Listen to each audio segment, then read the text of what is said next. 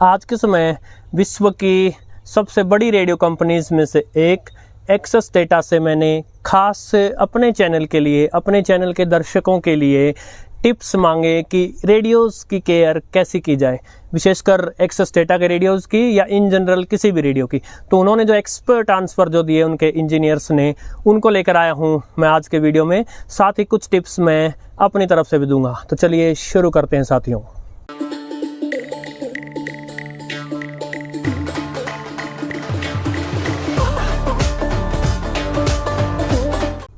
साथियों नमस्कार। अनेक बार साथी पूछते हैं कि रेडियो केयर के कुछ टिप्स बताइए, और साथ में कभी कभार रेडियोज़ के कुछ इश्यूज़ भी आते हैं कि हमारा रेडियो चलना बंद हो गया या ये वो।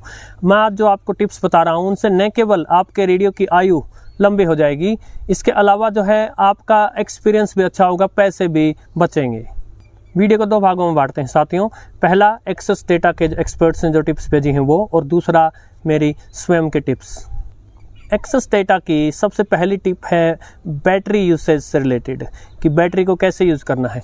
तो यदि कोई रेडियो आपके पास एक्सेस डेटा का या बिना एक्सेस डेटा का भी हो, जिसमें इस प्रकार से रिमूवेबल बैटरी लगी हो, और आपको यदि 2 सप्ताह तक 2 वीक्स अगर रेडियो प्रयोग में नहीं लाना है, तो आप उसकी बैटरी बाहर निकाल दें।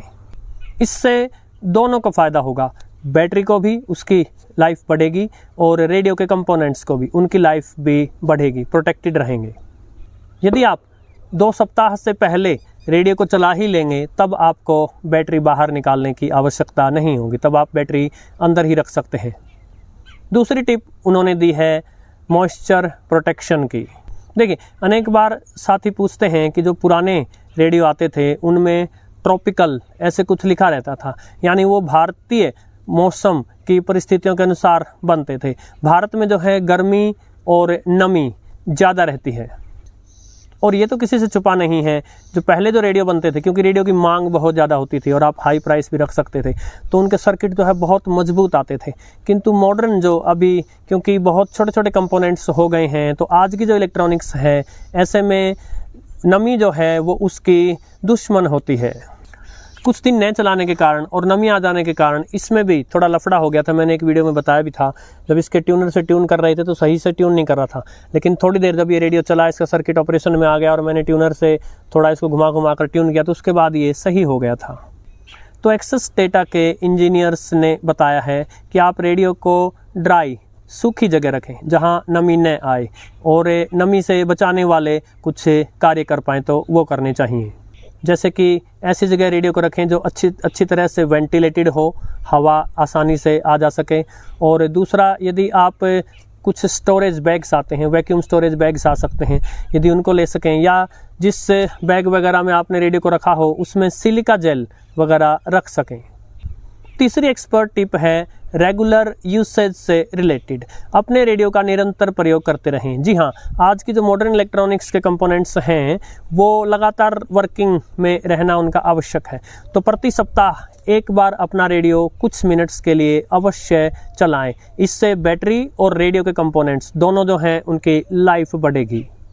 इसके अलावा चौथी टिप्स में उन्होंने एक मिक्स भेजा है, यानी हम इसको एडिशनल टिप्स मान सकते हैं। उनमें से एक तो ये है कि रेडियो को डायरेक्ट सनलाइट में बहुत अधिक देर तक चलाने से बचें। असल में कड़ी धूप में रेडियो को रखें ही ना, या बहुत अधिक गर्म या बहुत अधिक ठंडी जगह भी न रखें। दूसरा, रेडियो की चार्जिंग से रिलेटेड है। रेडियो को ओवर चार्ज न करें। जैसे कि हम कई बार फ़ोन को कर देते हैं कि रात को हमने चार्ज होना लगा दिया, सुबह तक होता रहेगा। इस प्रकार से स्मार्ट चार्जिंग जो है वो रेडियो में नहीं होती। तो रेडियो को 2 या 3 घंटे से, या जब तक कि बैटरी पूरी चार्ज न हो जाए, उससे अधिक चार्ज न करें, ओवर चार्ज न करें। इसके अलावा फ़ोन वाले चार्जर जो कि 9 वोल्ट से भी चल सकते हैं, फ़ोन वाले चार्जर से रेडियो को कभी भी चार्ज न करें। रेडियो के लिए अपना अलग 5 वोल्ट और 1 एम्पियर का चार्जर आता है। मैक्सिमम रेडियोज़ के लिए वही बेस्ट होता है। और अब साथियों, कुछ टिप्स मेरी ओर से जो मैं अपने अनुभव से या फिर अपनी रिसर्च से पता कर पाया हूँ। तो मैं आपको 10 छोटी छोटी टिप्स दूंगा। उनमें से सबसे पहला, रेडियो के शत्रु पहचानिए। रेडियो के शत्रु असल में हमें सबसे प्रिय होते हैं बच्चे। जी हाँ, बच्चों की पहुंच से रेडियो को दूर रखिए। देखिए, बच्चे फ़ोन भी गिरा देते हैं, लेकिन फ़ोन बहुत महंगा होता है और वो इस प्रकार से बना होता है कि अगर वो गिर विर जाए तो भी संभाल पाए। लेकिन रेडियो जो है वो ऐसा नहीं होता। रेडियो गिर गया तो खत्म, टाटा बाय बाय, गया। दूसरा, रेडियो को कभी भी रिस्क की जगह न रखें, किसी दीवार के ऊपर या किसी ऐसी जगह जैसे अलमारी के ऊपर या ऐसी जगह जिससे अगर थोड़ा सा भी कुछ लग गया उसके और वो गिर गया तो एक हाइट से गिरेगा, ऐसी जगह रखें ही ना।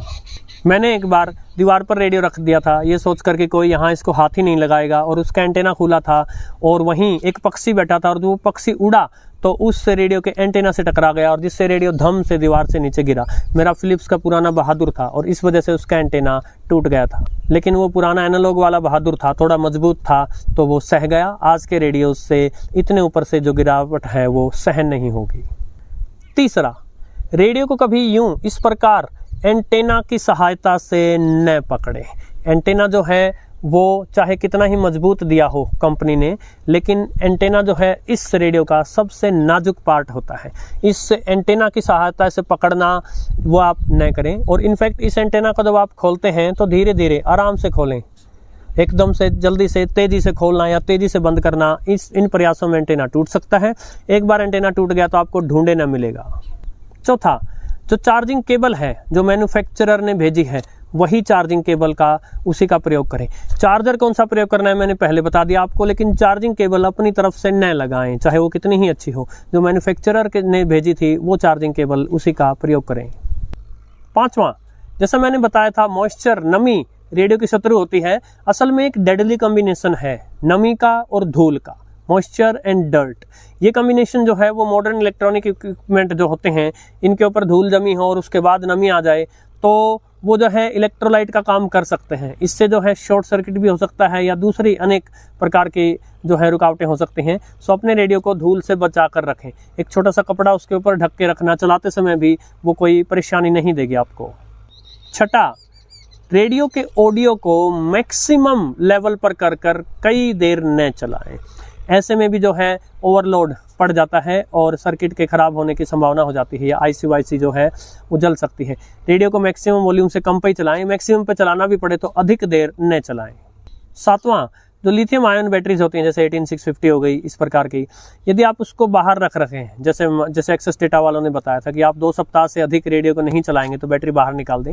जब आप उस बैटरी को बाहर निकालते हैं तो आप प्रयास करें उसे 40 से लेकर 60% तक जो है चार्जिंग पर करके छोड़ दें।